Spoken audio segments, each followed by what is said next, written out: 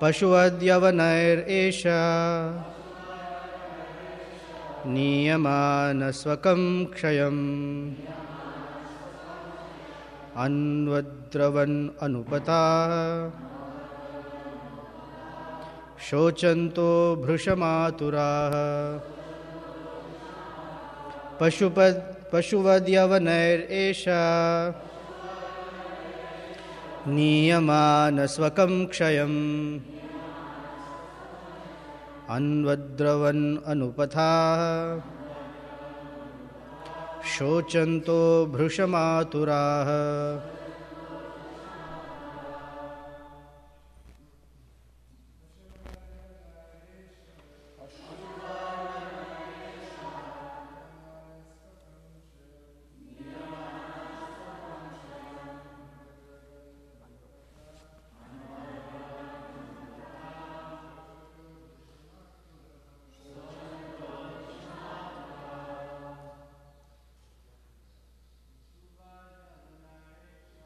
Pashuvadyavanaresha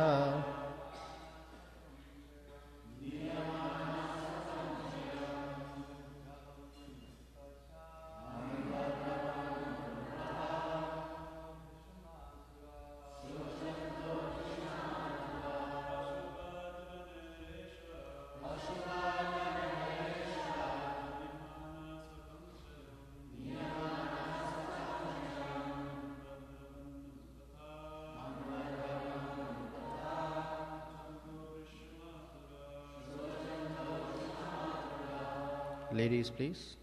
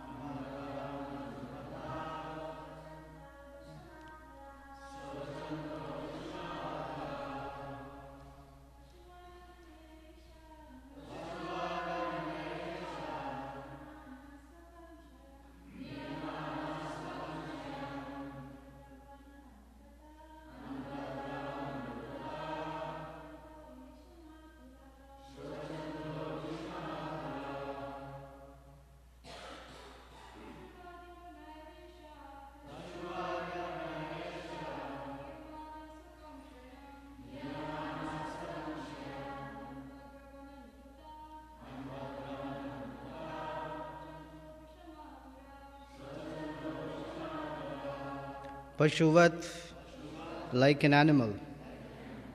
Yavanaihi, by the Yavanas. Esha Puranjana, Niyamanaha, being arrested and taken away. Swakam, to their own. Kshayam, abode. Anvadravan, followed. Anupathaha, his attendants. Shochantaha, lamenting. Bhrisham, greatly. Aturaha, being distressed. Translation and purport by Srila Prabhupada Ki Jai. When the Yavanas were taking King Puranjana away to their place, binding him like an animal, the king's followers became greatly aggrieved. While they lamented, they were forced to go along with him. Purport. When Yamaraj and his assistants take a living entity away to the place of judgment, the life air, and desires, being followers of the living entity, also go with him. This is confirmed in the Vedas. When the living entity is taken away or arrested by Yamaraj, tam utkramantam, the life air also goes with him, prano anutkramati. And when the life air is gone, pranam anutkramantam, all the senses, sarve pranaha, also go along, anutkramanti. When the living entity and the life air are gone, the lump of matter produced of 5 elements, earth, water, air, fire, and ether, is rejected and left behind. The living entity then goes to the court of judgment, and Yamaraj decides what kind of body he is going to get next. This process is unknown to modern scientists.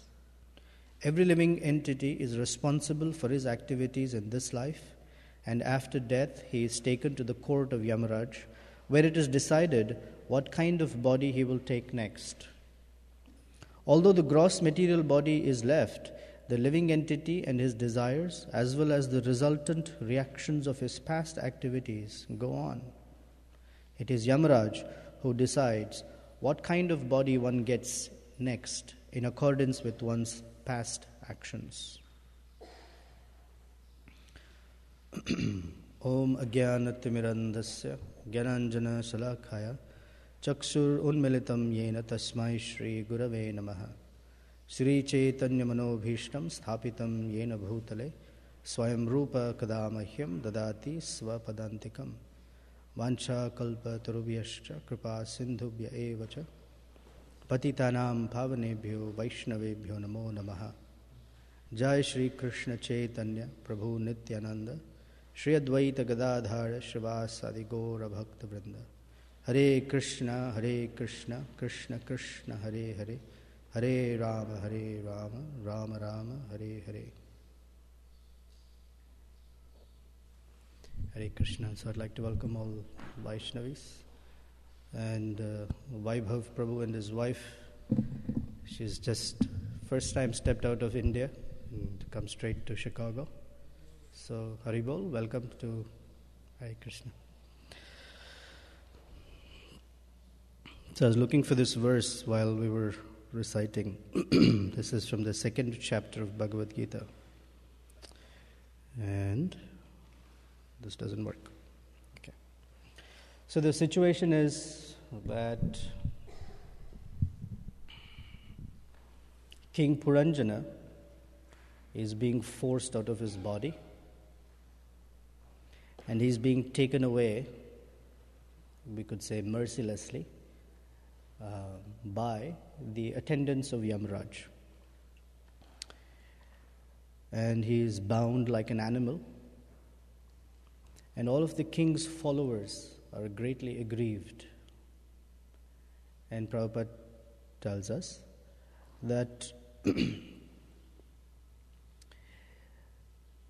when the soul, the living entity, is inhabiting a particular body, there are 2 types of bodies for that soul. One is subtle body, made of mind, intelligence, false ego. And there is a gross body, made of earth, water, fire, air, and ether. And it is the false ego, primarily, that operates the subtle body and the gross body. Because depending on the false ego, the mind and the intelligence operate in a particular manner, giving rise to desires, aspirations, plans, all of that. And the gross body follows the dictates of the subtle body. So most people are so caught up in trying to understand who they are, and mostly it is gross body related, but that is not who we are. And the process of transmigration is that when one goes from this body to another body, the gross body is left behind, and the soul, along with the subtle body, passes on to the next gross body. So it's desires from its past life, the karmic reactions that are all stored in the form of kutam, or tendencies, are also passed along to the next body. So from a subtle perspective, there is continuity. From a gross perspective, there is discontinuity. There's a breakage. There is one body is left behind, and they take on a new body. And the change is quite drastic. The change is so drastic that on the subtle platform, the mind and the senses, their configuration changes. So in the gross body, the senses, the configuration of the senses also change. So when we say senses, generally we say eyes, ears, nose, tongue, skin, like that. But these are with the gross body. The sense in general is also on the subtle platform. Just because someone doesn't have an eye or they're blind doesn't mean that the sense of vision is not there. It's there, except there is no instrument to perceive the gross elements.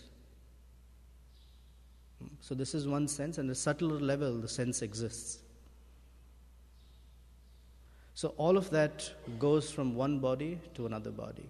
And then the configuration in the new body of how the senses are grouped changes. So for example, in the human form of life, the two eyes, nose, ears, and nose and tongue are organized in this manner. In certain other animals, the eyes move laterally, the nose, there's a snout, the tongue, instead of being attached to the base of the throat, is attached to the front of the mouth, so the tongue opens up this way, like lizards and frogs, etc.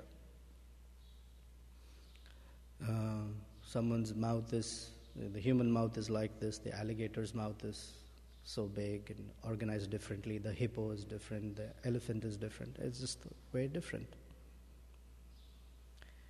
But the desires from the previous life carry on.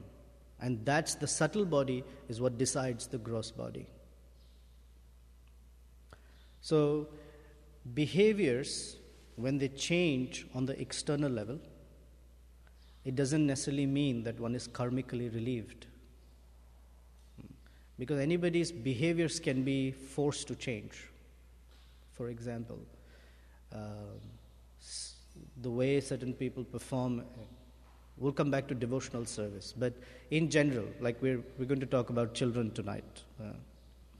So one of the things that parents try to do with children is force change of behaviors on the external level. You must do this, you must do this, like this. You should not do like that. And so the children, on an external platform, because they're either afraid of punishment or something, their behaviors change. But inside, their consciousness doesn't change. So when the time comes that they're either adults or they know that they can exercise their individuality, the first thing that they will do is leave those behaviors aside. Or in the army, for example, in the armed forces, whatever the superior says, the junior has to follow. And he has to say, "Yes, sir." Although internally he may be thinking, "What a fool. I don't have to follow this. This guy is just get me out of here." And they will follow. All the orders that they are given, they will follow. It's a behavioral change. But internally, they may dislike the person thoroughly. So just behavior modification doesn't uplift or doesn't change or purify the subtle body. So what's important is for the karmic reactions to go away or for one's consciousness to be purified, the subtle body needs to be transformed. And the subtle body is transformed, as we know, through proper sound vibration and how we accept those sound vibrations. So in this case, when the soul is being taken away by the followers of Yamaraj, along with that goes the entire subtle body. It says, "Tam utkramantam, that is when the soul is being taken away, the life air goes along. Prano anutkramanti. And then the life air is also gone. Pranam anutkramantam. All the senses, sarve pranaha, also go along. So the sense of vision, the sense of hearing, the sense of taste, the sense of touch, all of those also get transferred into another body. But in the new body, the mind and senses have a different conception of identity, because it's according to the body that which, the gross body in which it will inhabit. So until now, a person may be thinking like a human being because I have a human body. But my desires might not be human-like. My desires might be very animalistic. So as my subtle body is cultivating these desires that are animalistic, there is an incompatibility. My desires and my body don't match. I have an animalistic desire, set of desires. I have animalistic propensities, but my human body will not allow it to happen. Will not allow for those desires to be thoroughly, fully manifest. For example, I have a desire, let's say, to fly. I like to fly. I like to flap my hands and think that I will fly.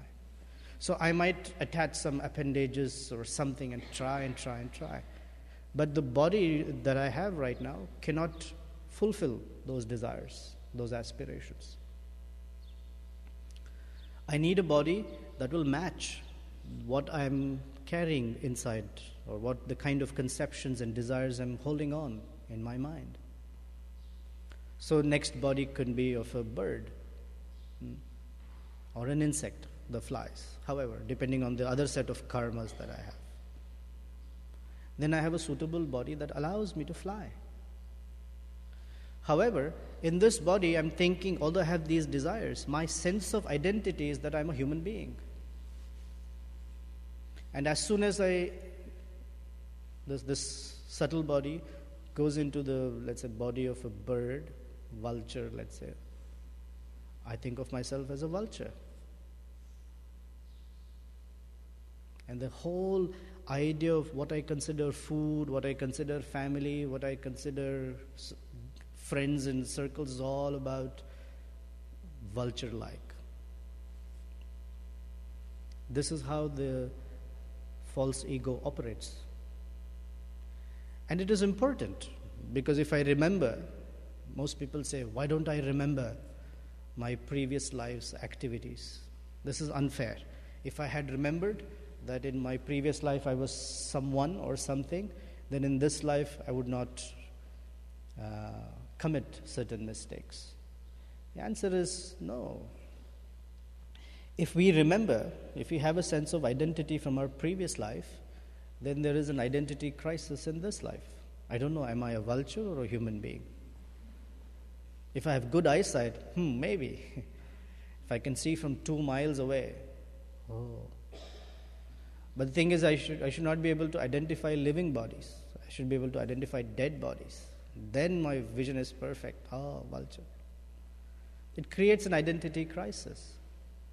And it creates a severe incompatibility. I don't know how I'm going to inhabit this body. So the false ego works very nicely.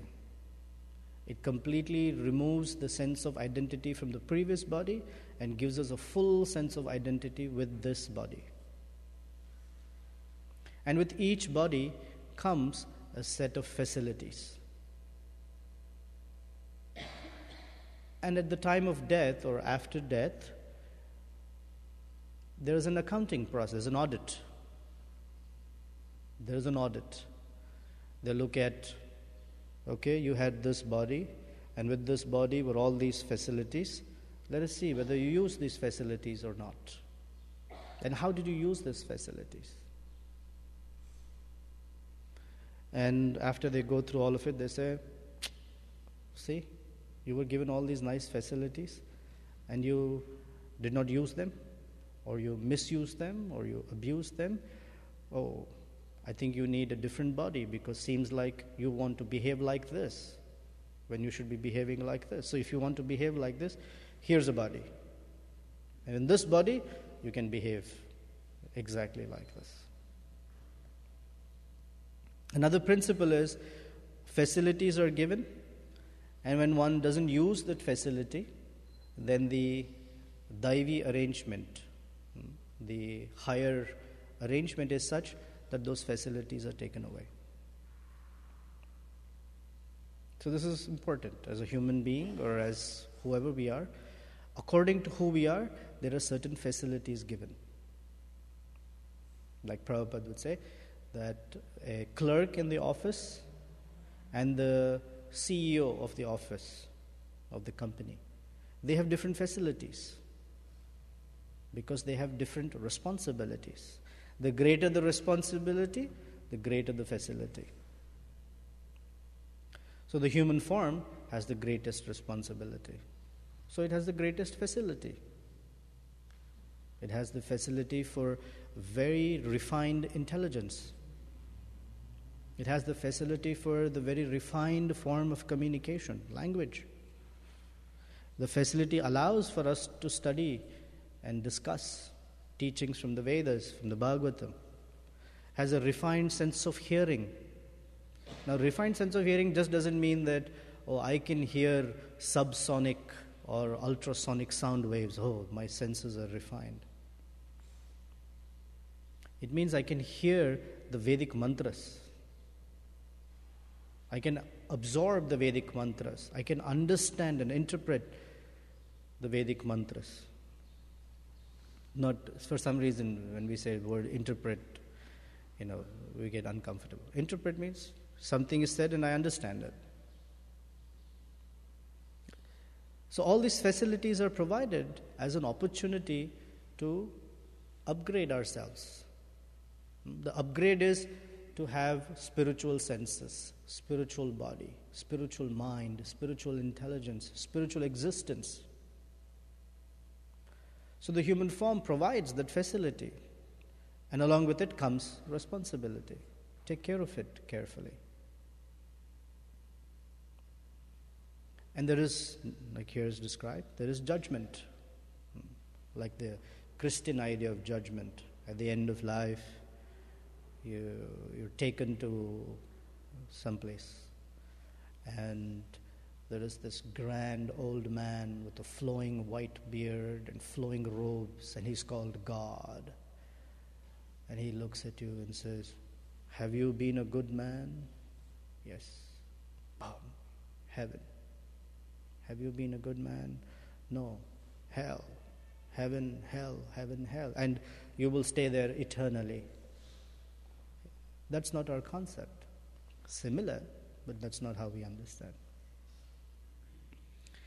The way the Vedas described is that within this world, there are certain personalities who have the responsibility of adjudication. They decide. And they have certain parameters by which they decide. They have codes of behaviors. The Vedas provide the codes of behaviors. And they match how we live with those codes of behaviors. So it's the human being's responsibility to understand what are these codes of behaviors.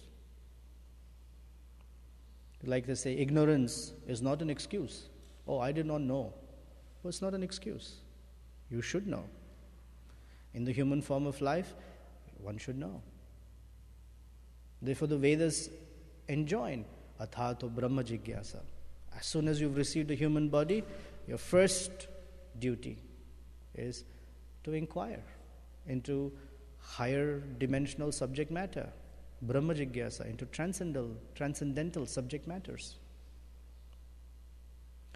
So a child may say, well, I did not know. Nobody told me about it. Then the system says, yeah, but wherever you were born, whosever family you were born into, they had that responsibility for you to set you on the path of transcendental knowledge. Parents, teachers, the spiritual master, the rest of the community. It is their responsibility. So someone might say, well, then why am I being punished? My parents didn't do their job. So the Vedic system says, while that is true, still, as a human being, you're supposed to inquire. You're supposed to inquire into subject matters as to why there is suffering. Is there God at all? How can I become happy? I'm seeing that people are trying to be happy, but they're not happy.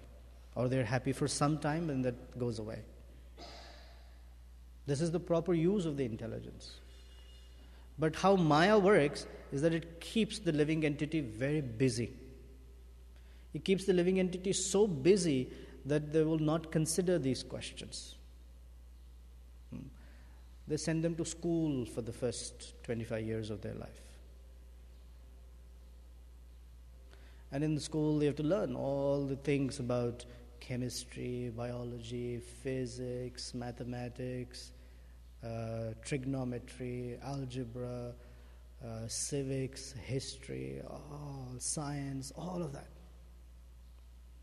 And so people become very good experts at bits of information that really don't have too much value. In 1864, blah blah battle happened in some place, and in that battle these sets of people fought with those sets of people, and something happened. History. What history? When I grew up, for me, straight 7 years, 7 or 8 years through high school or history was all about Shivaji. Very centered around the place that I was growing, Maharashtra. I had no clue about the rest of the history of India. I had no idea. I had no idea of what was happening in North India. Little Mughals, and because that too Shivaji fought with the Mughals, I had some idea. I had no idea what was happening in South India. I had no idea of the history of Eastern India. And forget about anything that was happening in the world.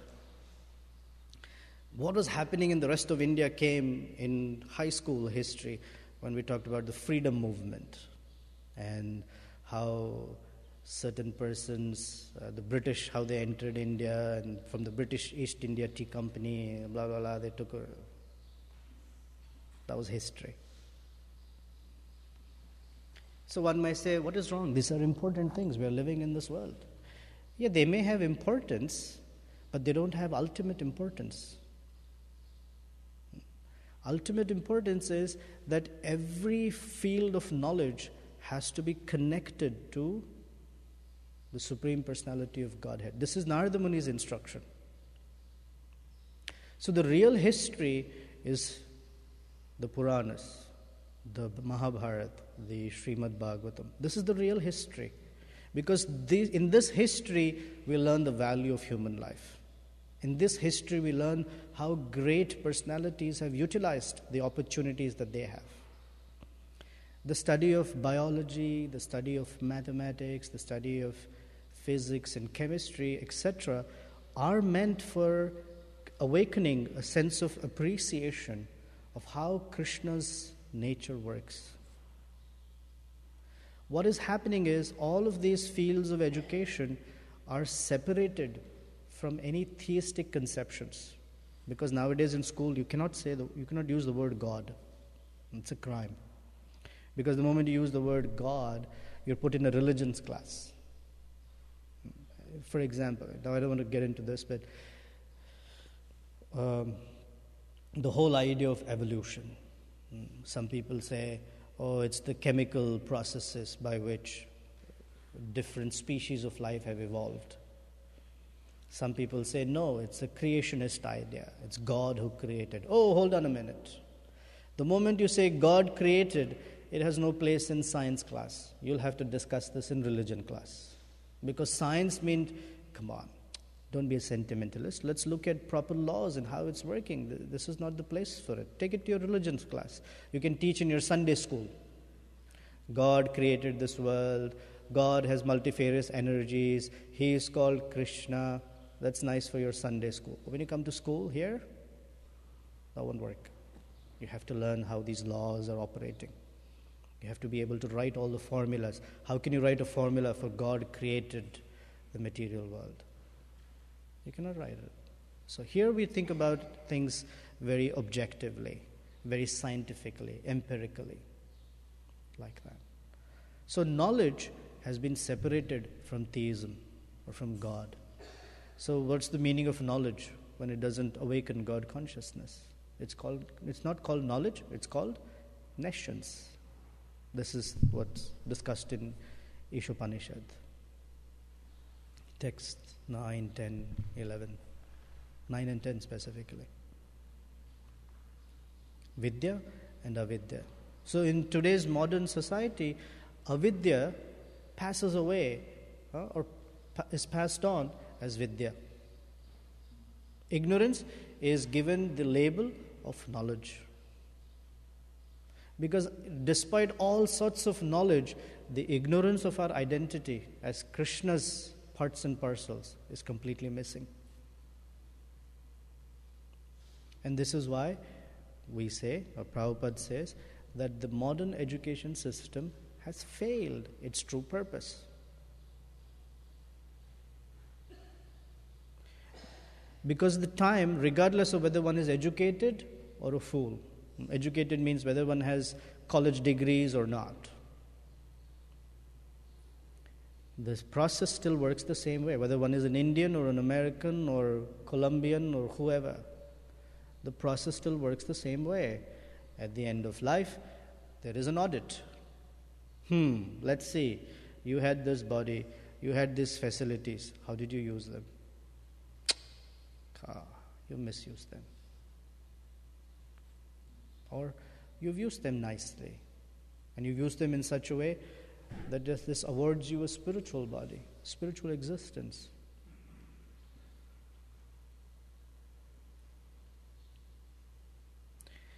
What we carry into our next body is all of our desires and conceptions and aspirations.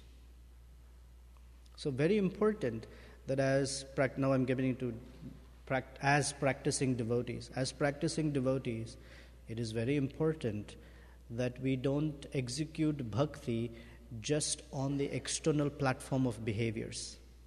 External platform of behaviors means I put on a dhoti, a tilak, and I've perfected it.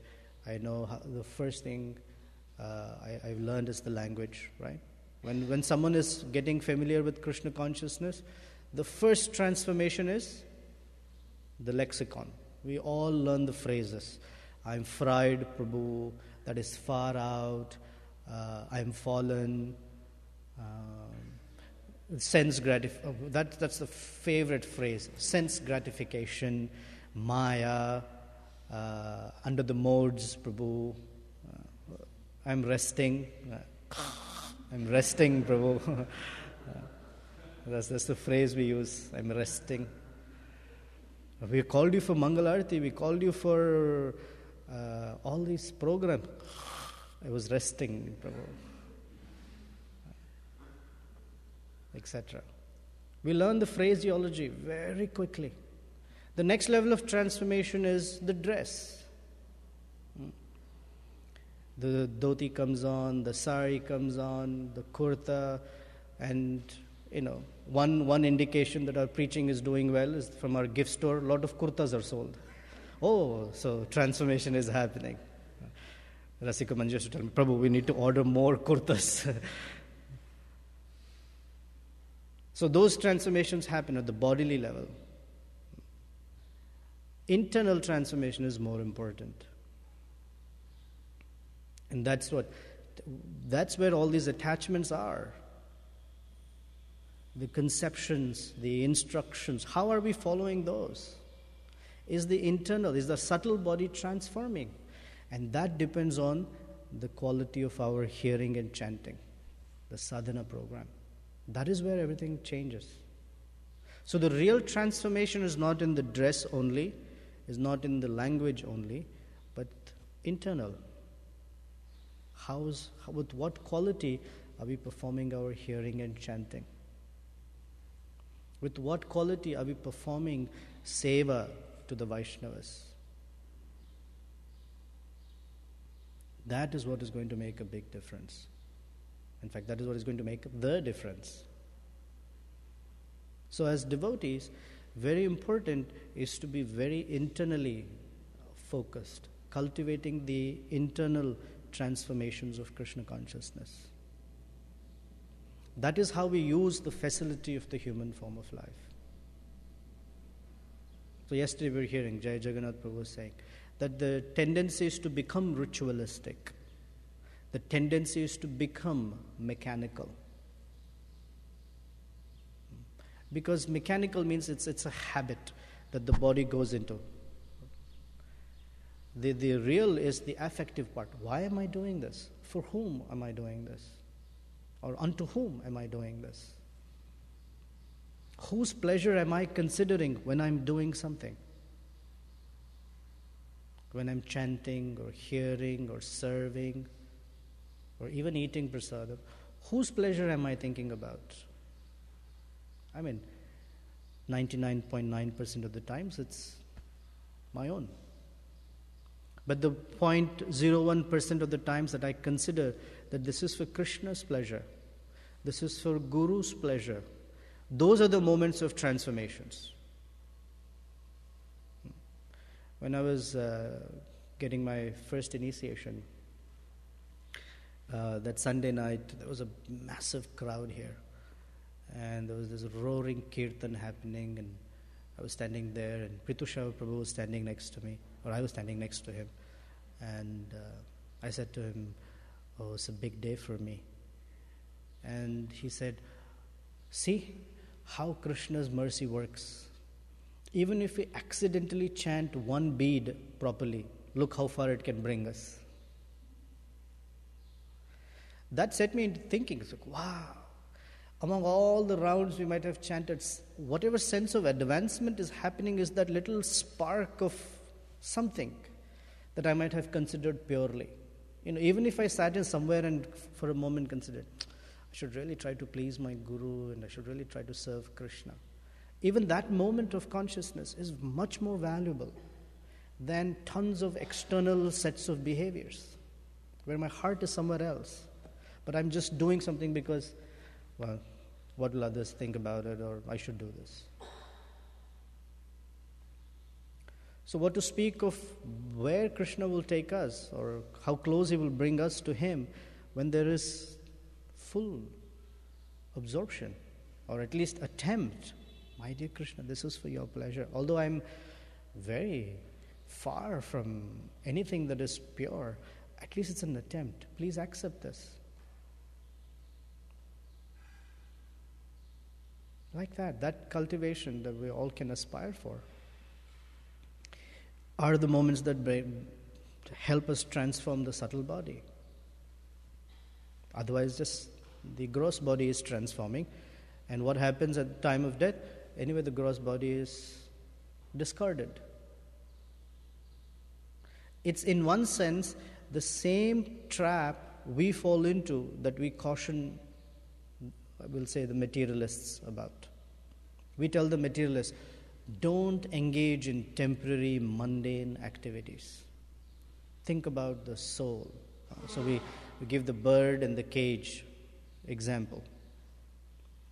But as practicing devotees, if you're not alert in our application, we might do the same thing.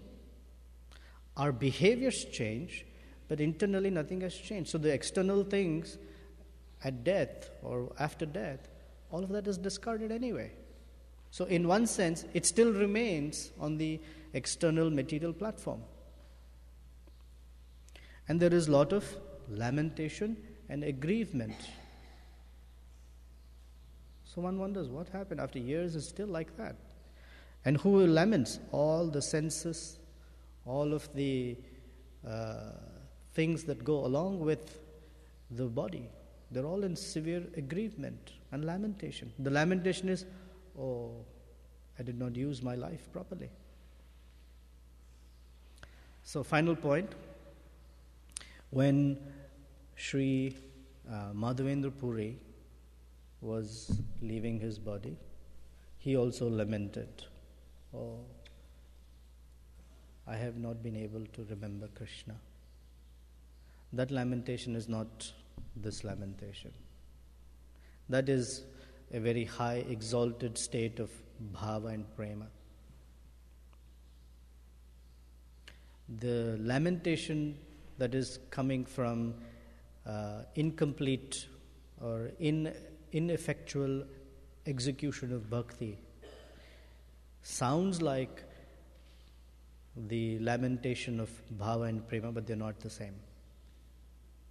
Like the pure devotee of Krishna will think of himself as a very low, humble straw on the street. And a new bhakta can also say, I am very fallen. Both are not the same.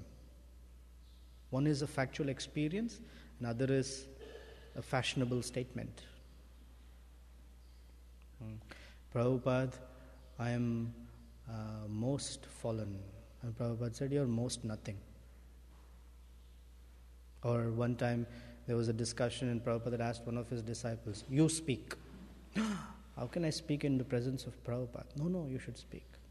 Okay. And he spoke on the verse from Bhagavad Gita chapter 9, text 13. Mahatmanastu mam partha daivim prakritimashritah bhajanti ananya manaso gyatva bhutadim avyayam.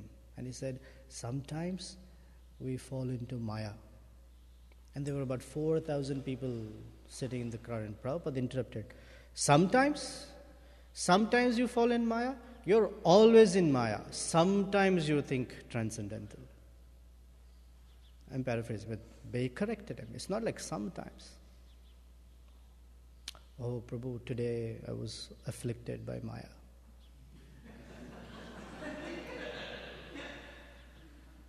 Like that. So, final conclusion point is, or repetition is, great facilities have been awarded in the form of the human life. And for us, not only have we received human form of life, we have received all the necessary instructions of how to utilize the human form of life. This is Srila Prabhupada's greatest gift. A transcendental lifestyle, a transcendental set of association,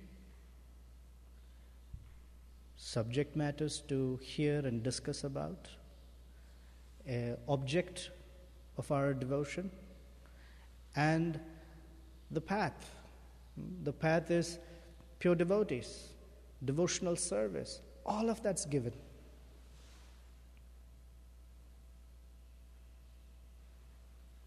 So the call to action is to fully utilize it, beginning with internal cultivation. Our Krishna consciousness is an inside-out process. Right? It's not an outside-in process. Outside-in means on the external platform I cultivate certain habits and behavior changes, but internally it may not happen. Inside-out. When there is transformation inside, transformation outside will come. That's the one that lasts. And outside-in transformation doesn't last. Nitya Siddha Krishna Prema Sadhya Kabunai Shravanadi Shuddha Chitte Kare Udai. It's an inside-out process. And that inside-out process is started off by the process of hearing and chanting. Quality hearing and chanting. So anybody would like to add something? Questions, comments? Jai Jagannath Prabhu. Okay. You were explaining how the form of life is fiery, and you were giving the description why you didn't know that we weren't trained to think in such a manner. And you were describing how the centers of nescience in the form of academic institutions keep us very inquisitive in the wrong direction, asking all the wrong types of questions. My question is, our acharyas speak quite heavily about such centers of nescience and so on. But in the contemporary community of devotees, it seems to almost be somewhat frowned upon, especially if these things are spoken out in an open assembly. How we're being misled, how the educational institution is demoniac and all these things. Even though the Acharya's teachings are very strong in that direction. So I was wondering, especially if it is seen that a person wants to move away from such things, or they're very strongly speaking out against those things, then such a person may be branded or stigmatized as a fanatic. He's not broad-minded. He's not making proper balance, etc. So I was wondering, how are we supposed to understand the very strong teachings of our acharyas against empiricism, and in a contemporary worldview where everyone's being encouraged to pursue, not everyone, but quite a few of our devotees are being encouraged to pursue such centers of nescience? How do we understand this properly? I know it's a little heavy question. That's all right. I was going to because yesterday. I get a lot of brunt for that. I also get for it. Don't worry. So you're not alone. Just that our ways of saying it might be a little different, but I get it too. Did you say like that to such and such? Did you say like that? There's one purport that I'd like to read, if you don't mind. It's a short. If you don't, from my bag, the 6th canto is there. This is the story of Narada Muni preaching to the sons of Daksha, the 11,000 sons of Daksha. The first set of 10,000 sons, called the Haryashvas, were very obedient sons of their father. Father had told them, your 10,000 sons, perform nice tapasya and have many, many children. Be a wonderful set of family men. 10,000 family men, thank you. So they were all very obedient and they were performing great austerities, and they met Narada Muni. And Narada Muni preached to them, what is the use of all these temporary activities? So all 10,000, they left their meditation and became sannyasis. Like how we've heard it is, that they joined Narada Muni's Bhakta program. Daksha was very upset. What is going on? So he had another 1,000 sons called the Shavalasvas. And he told them, go and perform proper meditation. Be like me. I'm Daksha. Prabhupada describes Daksha means very expert. In this case, he said, Daksha is very expert at having sex, he says. He says, you should also become like me. Have many children. My service is to propagate population in this universe. You should help me do this. Yes, my dear father. So they went to the same place where their brothers had gone. And guess what? Narada Muni met them there also. And he told them, shouldn't you be following your older brothers? Because a younger brother who doesn't follow the older brother is actually ungrateful to his older brother. Oh, really? So they also left and joined his Bhakta program. Daksha became very upset. And he came and he met Narada and he chastised Narada Muni. Okay, so here's what he said. Prajapati Daksha said to Narada Muni, Daksha was very angry at Narada and he almost fainted due to lamentation. When Daksha met Narada, Daksha's lips began trembling in anger, and he spoke as follows. Alas, Narada Muni, you wear the dress of a saintly person, but you are not actually a saint. Indeed, although I am now in Grahastha life, I am a saintly person. By showing my sons the path of renunciation, you have done me an abominable injustice. My sons were not at all freed from their 3 debts. This is a very common argument that parents give their children. You have debt, not only financial debt, but you have debt. The debt is, we have done so much for you, and it is your responsibility it is your duty to do this. Find a job, become a family man. I'm not saying that everyone has to reject, but that's what the indoctrination is. My sons were not freed from their debts. Indeed, they did not properly consider their obligations. O Narada Muni, O personality of sinful action, you have obstructed their progress towards good fortune in this world and the next, because they are still indebted to the saintly persons, the demigods, and their father. Prajapati Daksha continued, thus committing violence against other living entities and yet claiming to be an associate of Lord Vishnu, you are defaming the personality of Godhead. You needlessly created a mentality of renunciation in innocent boys. And therefore, you are shameless and devoid of compassion. How could you travel with the personal associates of the Supreme Lord? Etc. So in this, there's a purport. I want to read.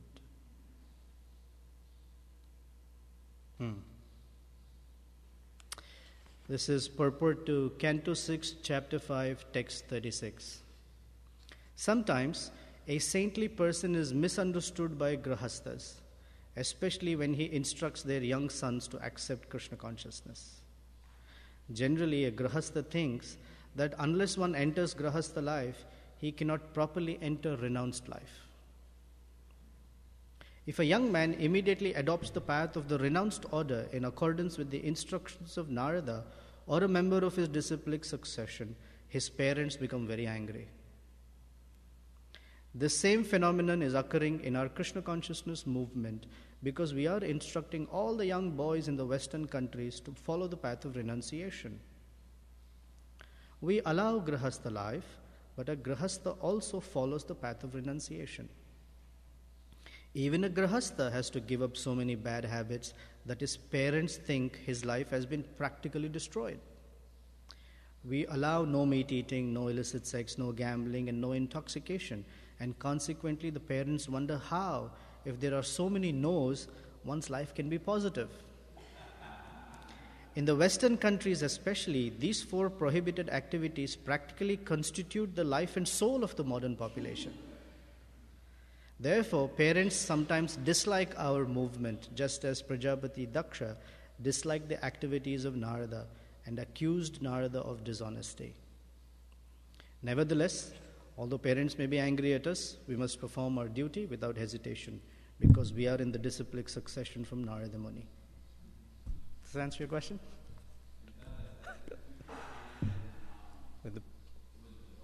Correct.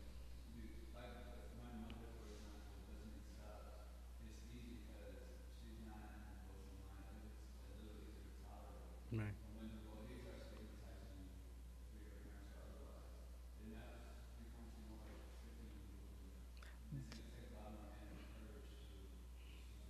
Therefore, the tone of today's presentation was, it's important that the transformation is internal and not external. Not that I have a set of behaviors now because I'm a devotee, but internally I'm still harboring the desires of this or money or fame or whatever. And it's not that everyone has to join brahmacharya ashram. That's not, in fact, I should not say that. Everyone should join, because it's important to be trained properly. Then one can decide, according to one's nature, that marriage is better for me or this is better for me. Without that, imagine what the world of devotees would look like if the young men and young women moved into family life or work life without proper training of consciousness. The training is of consciousness as to how to see everything as Krishna's property. Like we were discussing yesterday. The first principle of brahmachari life is everything belongs to my guru. It doesn't matter what it is, everything belongs to my guru, except criticism. Criticism belongs to me. But everything else belongs to guru. The food that I beg, the money that I beg, everything is guru's property. That's what a brahmachari is first trained in. The second is trained in celibacy. When Daksha is saying that there are 3 debts that my sons haven't fulfilled, there's debt to the saintly persons, the debt to the demigods, and the debt to their father. So Prabhupada explains in the purport that a young man is trained in these 3 principles so he can relieve himself of the debt. His debt to the saintly persons is relieved by his celibacy. His debt to the demigods is relieved by performing Vedic sacrifices. And it says the debt to his father is relieved by continuing progeny. If they don't have progeny, then the Pinda ceremony doesn't happen. Therefore, they should have, like that. And then Prabhupada quotes this verse, that one who is fully surrendered unto Krishna is relieved of all his debts to the demigods, the saintly persons, the forefathers, all of that he's relieved. So that internal transformation of what is bhakti. Anyway, I was going to say something about marriage. Anyway, I'll say it. I'll be not popular, that's all. This will not be the first time. For example, when a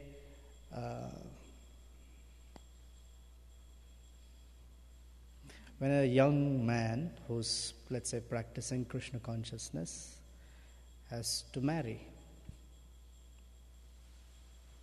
what are the considerations that he should go through? Generally, here are the considerations that they go through. Is the girl from my caste? Is the girl same language that I speak? Is it from... The Bhagavad Gita begins with Dehinosmin yatha dehe. And Prabhupada's every teaching is, you're not this body. I'm not American, I'm not Indian. And as a practicing devotee, the first considerations someone will make is he or she my language, my caste, my... So first principles itself, the teachings haven't fully internalized. I'm not saying that there may be other reasons, but the considerations that one has to go through. That means something internally hasn't shifted. Because we still look at, oh, this girl is American, this boy is American, I'm someone else. What important is devotee, whether or not the person is a devotee. You can ask, you can qualify. Is not a strict devotee, is not a like this devotee, I don't want to marry. That's different, for example, because I'm using it without much explanation, but you get the idea. Any other comments, questions? Yes, Mataji. Online? Ankit Vora? Okay. Haribol Ankit. We were just thinking about you the other day. Is the mic?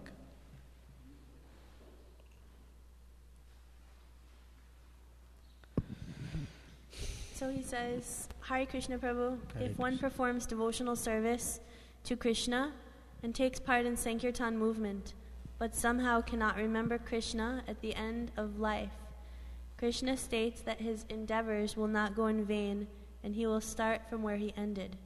But when he comes back to Earth planet and don't find Sankirtan movement on Earth, can he still go back to Krishna, Golok Vrindavan?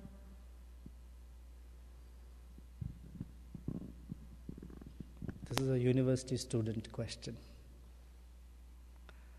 but it's thoughtful.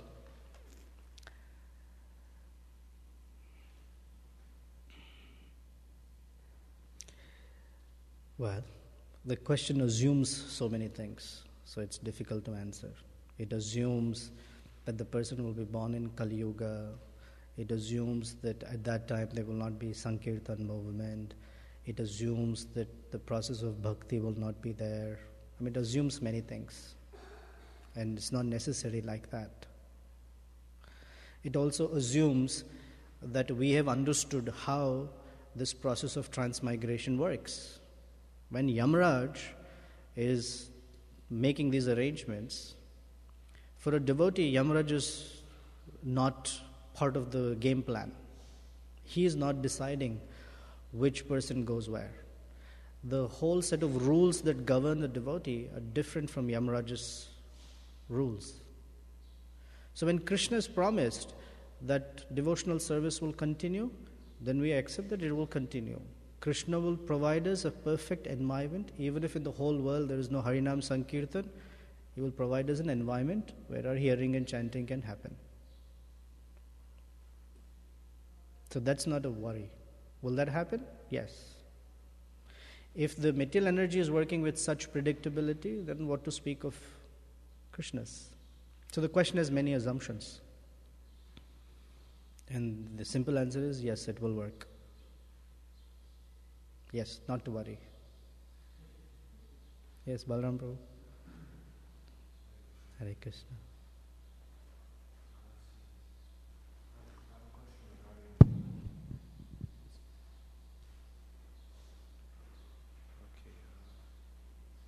So after death, we hear that Yamaraj,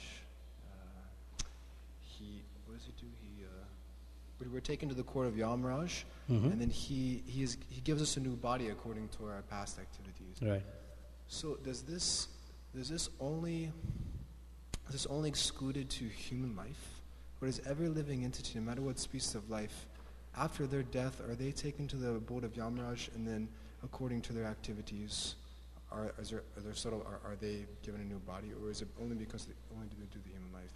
Only because of human life. Right, because we hear the animals aren't accounted for their sinful activities. Well, the animals don't perform sinful activities. Right. Okay. Animals just perform activities because they have a body. The idea of sinful is because the human being has intelligence to consider the consequences of his anger. A tiger does not attack without a reason. Human beings do, like that. So the consequence, that's why the class was about responsibility and how one lives those responsibilities or facilities. So the only human beings are judged, not animals. Within the other species of life, there is a natural progression towards the human form of life. Is that okay? Yes, Siddharth? Hold on, I can't hear. Can you flip it on, please? These centers of nescience, some of these actually teach empiricism, but some of them also teach pragmatism. So practically speaking, they are the centers which produce the Kshatriyas, Vaishyas and Shudras. No, they're the centers that produce Shudras. They're not centers that produce Kshatriyas. Sorry. Or whoever outside. Well, Bhaktivinoda Thakur says differently. Bhaktivinoda Thakur says that modern education systems render a person like an ass, a beast of burden. Because Brahmana, the definition of Brahmana is not just intellectual, but a Brahmana who's charitable, and a Brahmana who's teaching people transcendence. So, no, I'm not saying that they produce Brahmanas, definitely not, but at least they produce people who could support Brahmanas. So why should we have hostile? No, I don't think we have hostile. We're talking. We're discussing. We're not saying to any of these young people here, or any young people online, or their parents sitting here, we're not saying to them or anyone that there should be a mass exodus from the universities because, hey, you're all becoming asses. I don't think that's the message. That's not the message at all. The message is there an internal cultivation happening? And as members of society, as parents, are we facilitating that internal cultivation? And are we supporting that internal cultivation? Just so that when we are in a university system, that we don't become a Shudra mentality, that we cultivate a higher mentality. That's all we're saying. We're not saying mass exodus. In fact, in some cases, an exodus is a good thing because their nature may not be like that. So the question for us to consider is, are we educating our children according to their natures or not? When we went through school, I don't think it was considered. What's my nature like? Because everyone goes to school, you should also go to school. Everyone is doing engineering, you should also do engineering. My nature was just not like that. But I also did engineering. Everyone is doing this. What will you do? After that, you have to get a job. Get a job. Like that. So are we paying attention to what is the nature of my child? What is it that about their nature will make them happy? But it's mixed with what will make me happy, what are my worries, what if tomorrow if my son or daughter, is struggling for money because, they dropped out or something. It may be my worry. It may also be my inability to cut the cord and let my child live their life as responsible young adults. Because I did what I could do, and are they doing it or not? I think the discussion, at least my intention of the discussion, is to make ourselves more thoughtful. I'm not proposing or demanding exodus. So do you think this is a problem just with public schools? Because some I don't know if you could call them religions, but some religions have their own communities, their own schools where their scriptures are also given a priority. Is that an exception to this, or? I can't say, because it will be a general statement, like a sweep statement, and I don't think that will be accurate. But the general idea is, children should learn something about God. But that's not our process.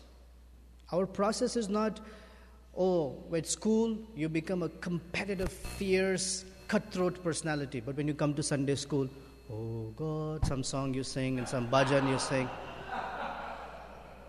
Some Monday through Friday, you're indoctrinated. Go out there, conquer the world, be the number one. When you come to Sunday school, samsara das.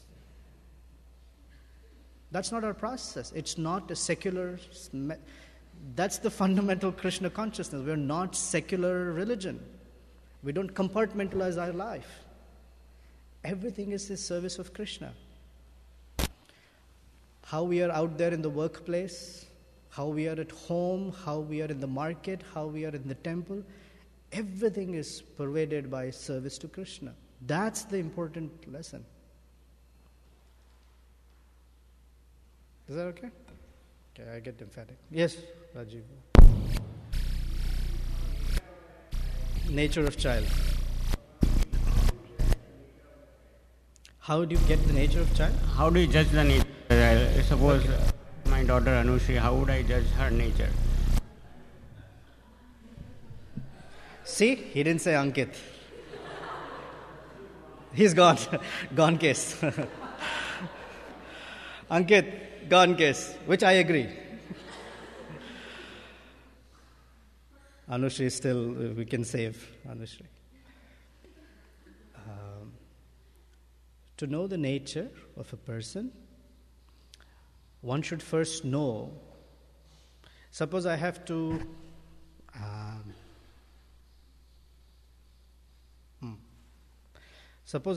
teach Anushri quadratic equations in algebra. And if I don't know what that is, then she'll be looking at me and I'll be looking at her and wondering, what to do.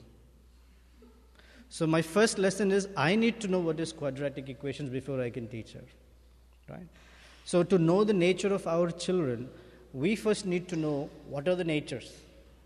What is the nature of a Brahmana? What is the nature of a Kshatriya? What is the nature of a Vaishya? What is the nature of a Shudra? We need to understand that clearly. That's number one. Second, our natures don't manifest just like that, because most of it is mixed with passion and ignorance. So a proper sadhana program is necessary.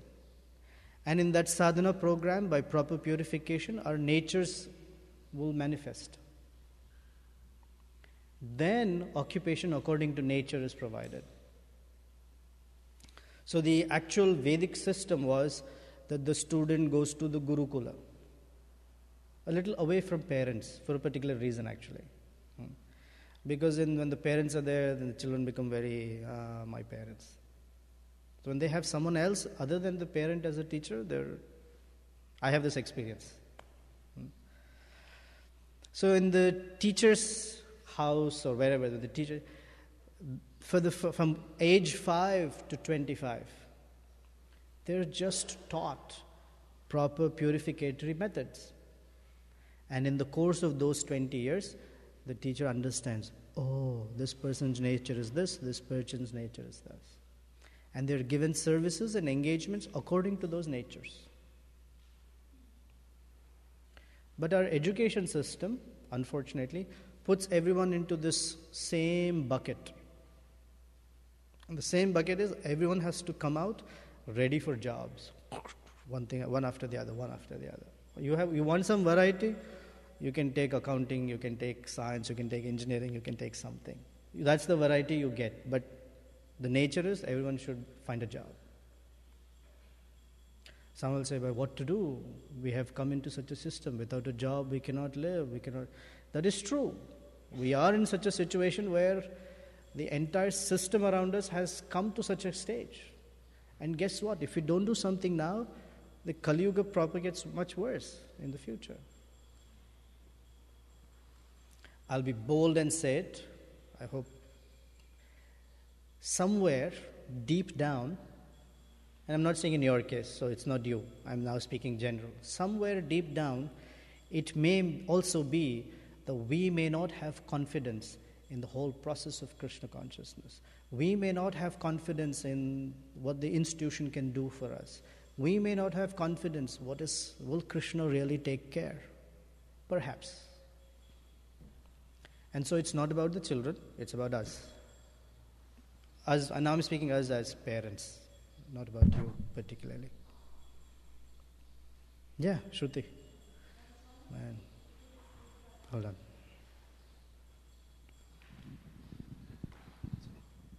I was wondering if you could speak about the importance of education for women specifically, because I was thinking, like, for men at least who want to enter Grihastha ashram, there's a need for them to study properly because they have to get a job and maintain their family. But even with that, there's a danger because it could distract you from the purpose of life. So for women, it almost doesn't seem necessary. So I've been having trouble understanding the connection.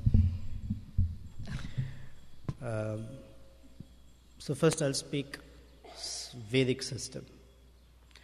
In the Vedic system, continuing from Rajiv Prabhu's question, natures and occupation were always matched. Along with the nature and occupation, genders and occupation were also matched. Because according to gender is one's capacity and facility. Right? So let's say a soul in a woman's body. A soul in a woman's body has certain gross facilities, like a womb that can nurture a child. Along with that comes the subtle facilities, very nurturing, caring, emotionally very astute, etc. This comes as part of being in a feminine body. So when those qualities are matched with occupations, then it is said to be very satisfying. So yes, to direct to your questions, yes, it was not necessary.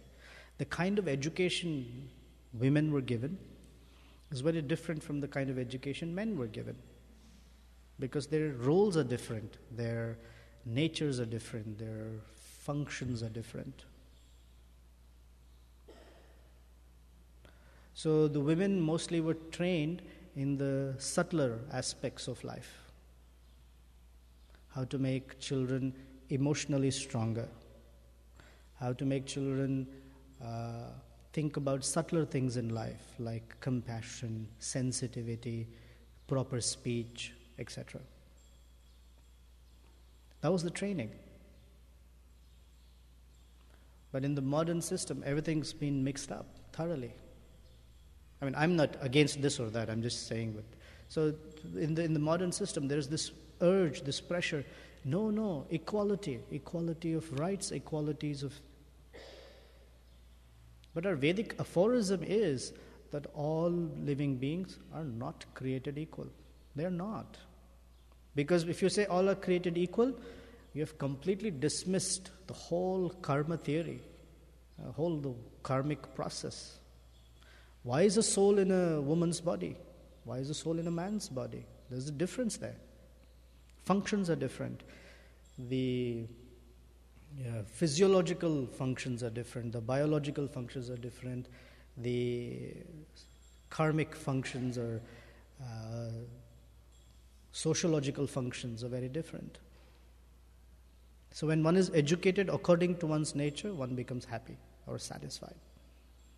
Because when one is satisfied, one can think of Vishnu. That's the idea. But the dissatisfaction is when nature and occupation don't match. Is that okay?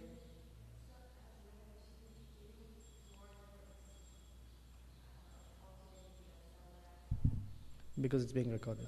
As women, should we be giving more importance to this over-education? Absolutely. Okay. Not that, some may have aspirations. While that is there, more important is the subtler. Because life has a particular function, a role that is coming up. And that's a more important role as women. Arjuna's main argument was if women are not trained properly, the future generation of children are not trained properly. Yeah? Okay. Nice question. Thank you. Okay, thank you very much. Srimad Bhagavatam ki jai, Srila Prabhupada ki jai. Every Saturday it's becoming a ritual that I don't want to do. So we will meet downstairs. Let's go straight down.